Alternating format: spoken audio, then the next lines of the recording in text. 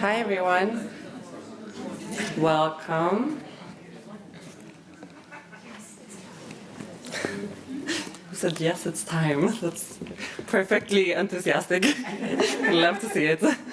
Hi everyone, I'm Sonja Evertsson-Mellström. I have the pleasure of moderating this roundtable today as part of the Stranger Families project.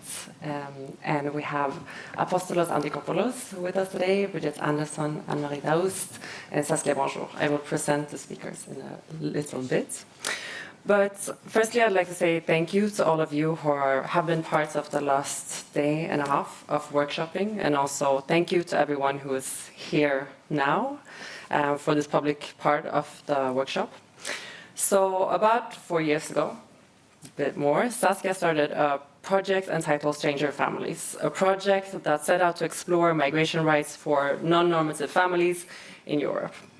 And the project began by asking questions familiar to many of us in the room, such as who decides what proper family is, who counts as family in different European contexts, and what kind of families are deserving enough to live together in Europe. And the questions of who counts as family, romantic sexual partners, spouses, children, close friends, parents, grandparents, is a key defining question to migration politics in Europe today, as the holders of a valid permanent residency in Europe in 2022 are 36% of family migrants. So the questions that have served as a catalyst for this project that Saskia initiated have been asked for a long time. They are questions regularly asked by people who fall outside the dominant norms of what a family is supposed to be. Families deemed as strange because they are intergenerational, they do not fit into the nuclear model, they are queer in some sense, they are polyamorous, they are polygamous. They can also be families composed of strangers, non-EU citizens, or international, interracial families comprised of citizens and non-citizens.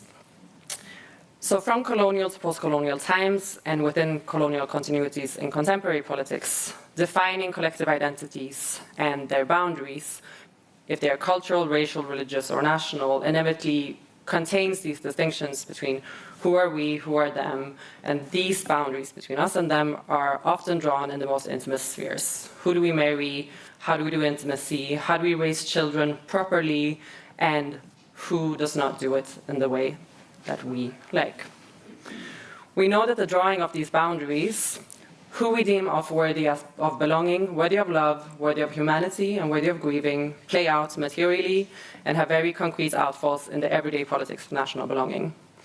We know this by looking at the European histories of colonialism, its continuities in the Holocaust, the deadliness of the European borders of the Mediterranean today, and we see it in the rise of right-wing populism. We also see this clearly playing out before our eyes as people have loved and continue to lose loved ones in Palestine, in Israel, and we have seen how Gaza, under Israeli bombardments, has turned into a graveyard for children. The issues that we work on, the words we use, the silences that we choose, have immediate effects on the work we do and how we can speak on topics. So it's important to be mindful of that. And I am so happy, I have been looking forward to this for such a long time, and I know you also have, of having the pleasure of being joined by this fantastic group of speakers that in different ways and across different contexts have explored the complex intersectional politics of family and post and colonial contexts, and who delve into what intimacy and kinship and family can be. So first of all, we have Apostolos Antikopoulos, who is a Marie Curie Global Fellow at Harvard University and the University of Amsterdam. His research focuses on themes such as kinship and marriage, migration and citizenship, as well as gender and sexuality.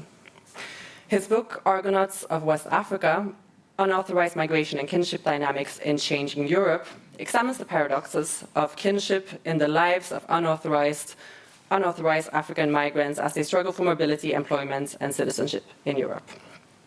Bridget Anderson is the Director of Migration Mobilities Bristol and Professor of Migration Mobilities and Citizenship at the University of Bristol, where she works in both the Faculty of Social Sciences and Law, as well as the School of Sociology, Politics, and International Relations. Her research highlights ethical, political, and epistemic problematics through the interplay of the relations between migration temporalities and future-making claims. She's also the author of the well-known book, Us and Them, The Dangerous Politics of Immigration Controls. Anne-Marie Daoust is Professor of Political Science and holder of the new Canada Research Chair on the Security Governance of Bodies, Mobility and Borders at the Université du Québec at Montréal. Her work interrogates the connections between love, corporeality, and the governance of mobility. She recently edited a collective work, Transnational Marriage and Partner Migration, Constellations of Security, Citizenship and Rights, published in 2022. Lastly, but surely not least, Saskia Bonjour, who is the associate professor in political science at the University of Amsterdam and leader of the Stranger Families project that leads us here today. Her research is about the politics of migration and citizenship in the Netherlands and in Europe, with a particular focus on the role of family, gender, and sexuality norms in the construction of national, cultural, and racial identities. So, we now have 2 very exciting hours in front of us. And as for the first question, Saskia has asked everyone to bring an object that in some way allows the speakers to talk about the significance of family in relation to kinship, gender, sexuality, as that is, and migration, so in terms of mobility, nation, and other categories of. So what have you brought that signifies these themes in your work and or life, and why? So we will begin with Apostolos. Okay. Thank you very much. So as an anthropologist who works on kinship and migration, and with a special interest in identity documents, I couldn't bring anything else but an identity document, a birth certificate, of one of my research participants. Actually, this is a copy of a birth certificate of a woman I will call Christy. She's an Italian citizen of Ghanaian descent. And this is a document, or this is a copy of a document that has not been produced by official Ghanaian authorities, but by an intermediary.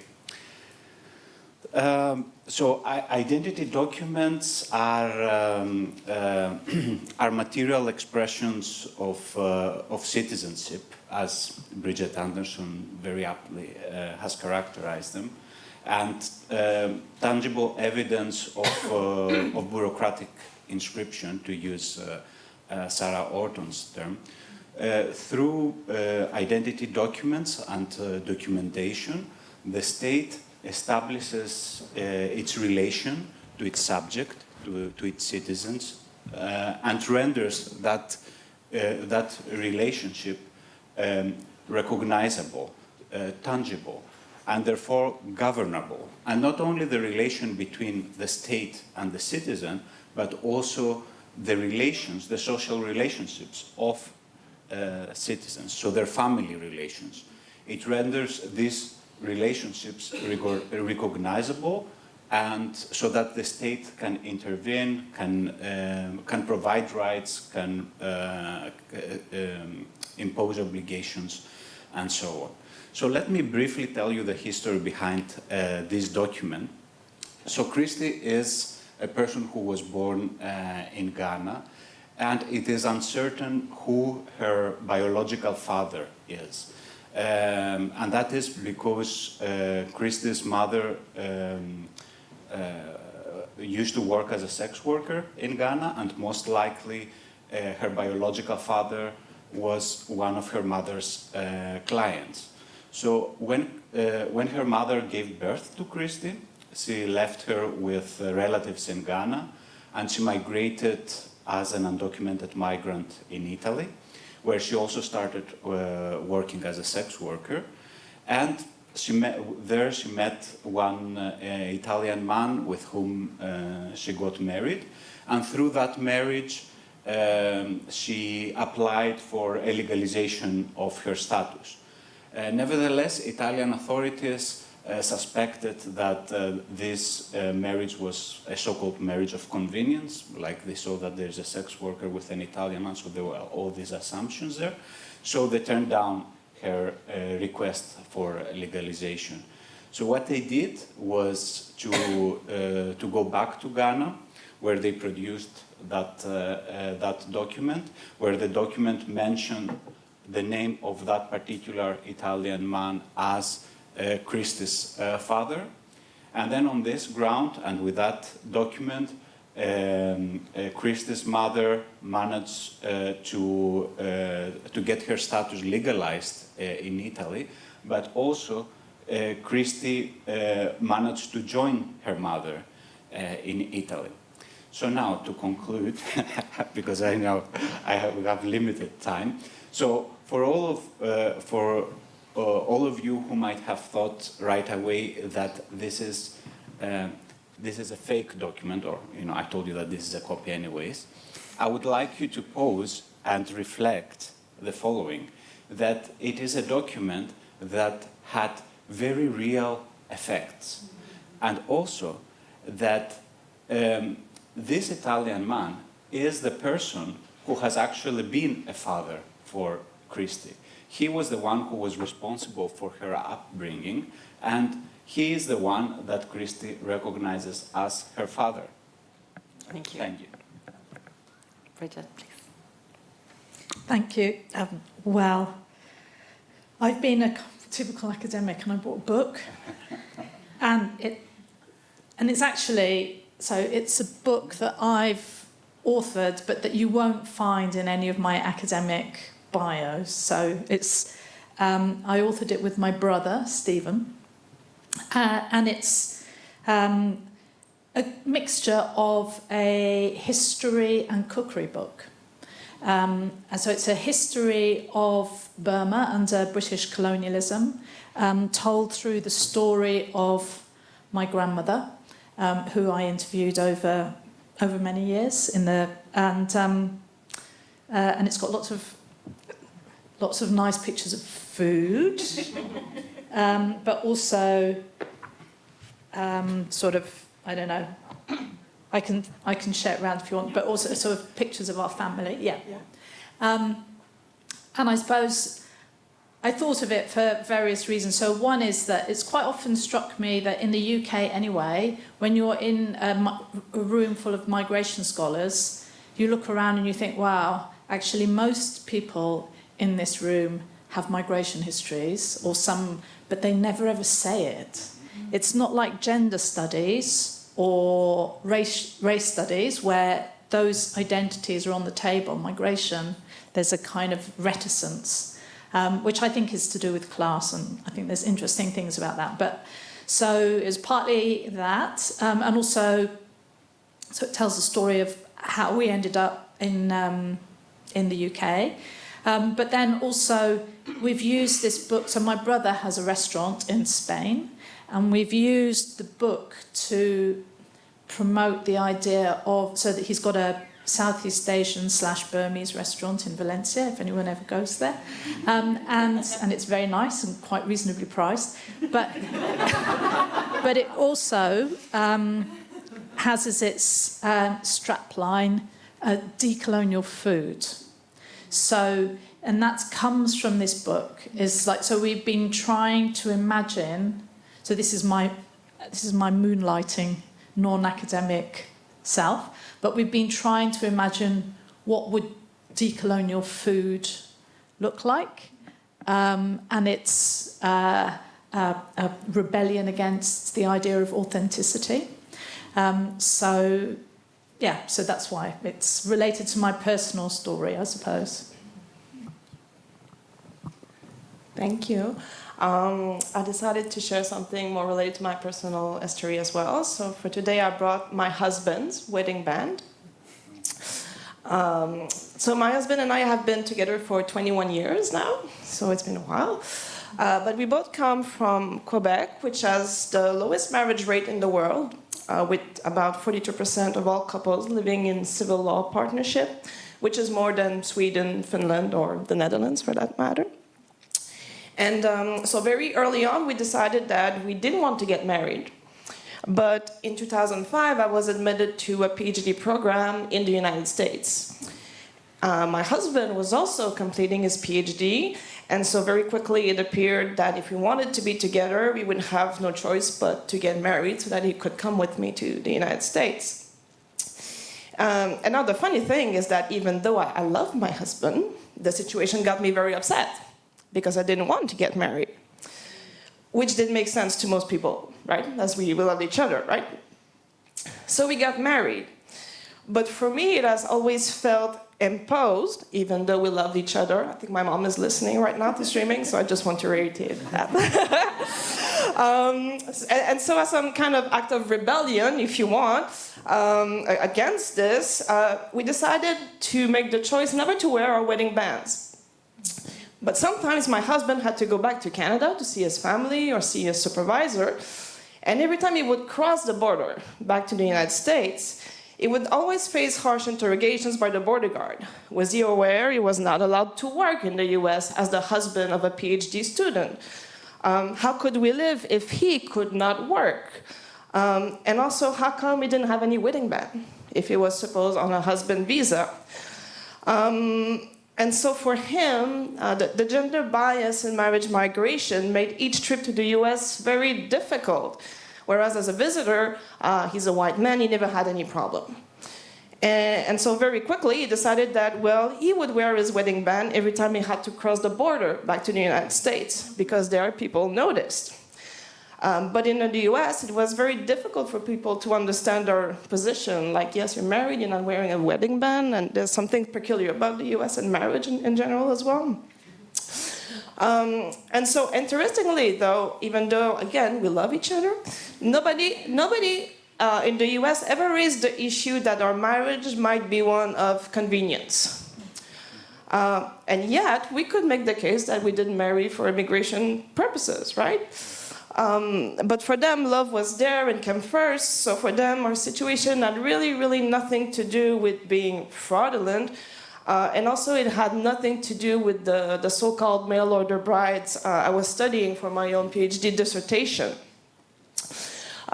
So I would say that this personal experience made me very curious early on about the political work love might or might not do when it comes to migration issues. And perhaps to conclude, you might wonder why I only bought my husband's band, right? He has his own experience. Well, to be honest, I lost the first one in 2007 and the second one in 2009. So after that, we decided this would be a very poor investment. So I can thank my husband to be able to bring you this artifact today. I actually don't need that. You don't need it. Thank you. Yeah, am I... Yeah, it's on here, but it should... I don't know. Should I do something? I don't hear you. Is it on now? Ooh, it is on now. What I brought is a photo album. It's a family photo album. So I love making these. I try to make one for each year, and since I've been in school forever, I make them for academic years instead of for calendar years. And to my great joy, my children also love looking at them. So they're really, they take them out of the bookcase and they look at them, and they're a way of documenting our family history. And they're super private, right? Even to me, showing them on a screen, or today to you, like sitting on a podium, is a really weird thing. I'm also not going to open it. I chose one which doesn't show my children too much, like I thought about this beforehand. But if I were in a transnational family, I would very likely have to show this to immigration officials and to judges and to lawyers, because this could be a really valuable, like the birth certificate, but in a different kind of way. This could be a really valuable item to prove the quality of my love, either for my partner or for my children, or the quality of my parenting. I was struck, and holding it here helps me imagine a little bit what that could be like. A little bit, not really.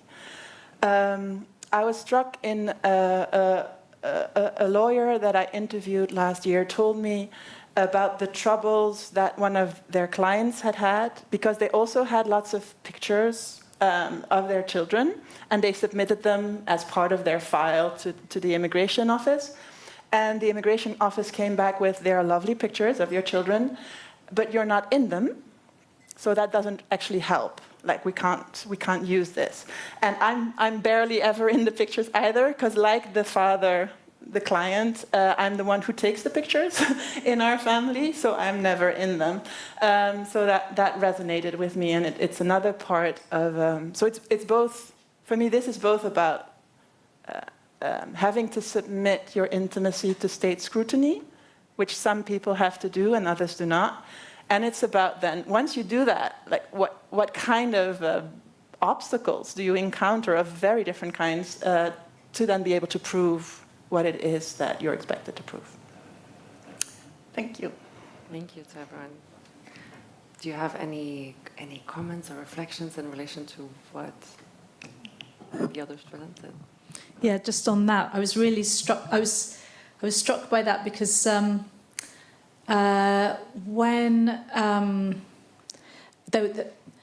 in the UK we used to have a au pair regulation. You know, used to have an au pair used to be an immigration status, and so when there was the minimum wage was brought in, then there was a big sort of fuss was made by au pair agencies because they didn't want the minimum wage to apply to au pairs, because the whole point of au pairs is they're not supposed to be workers and you're not supposed to have to pay them very much. So so when the minimum wage law was passed, there was this caveat that you don't, one of the times you don't have to pay the minimum wage is when you're treated as part of the family. And then that raised the question of what does it mean to be considered to be part of the family? And there was some case about this, and the one of the kind of signs came to be that you should be in the photographs that are displayed in the living room or publicly displayed in the house.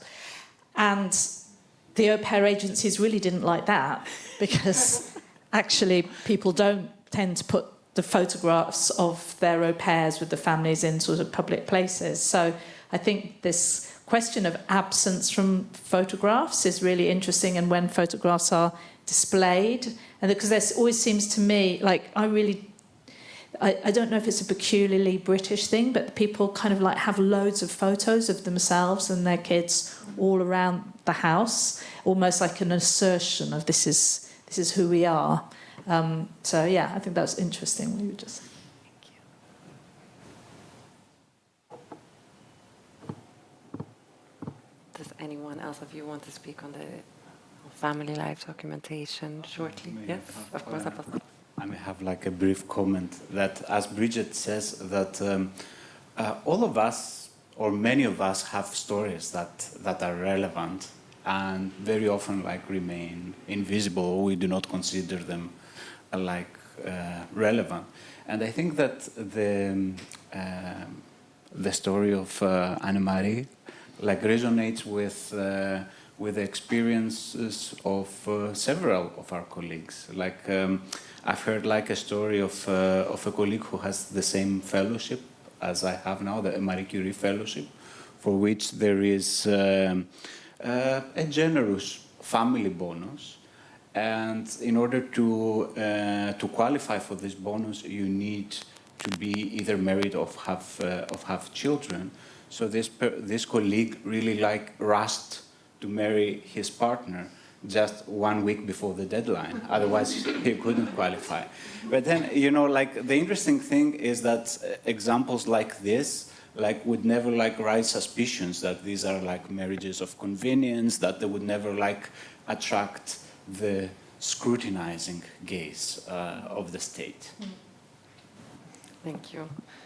You start raising very interesting themes.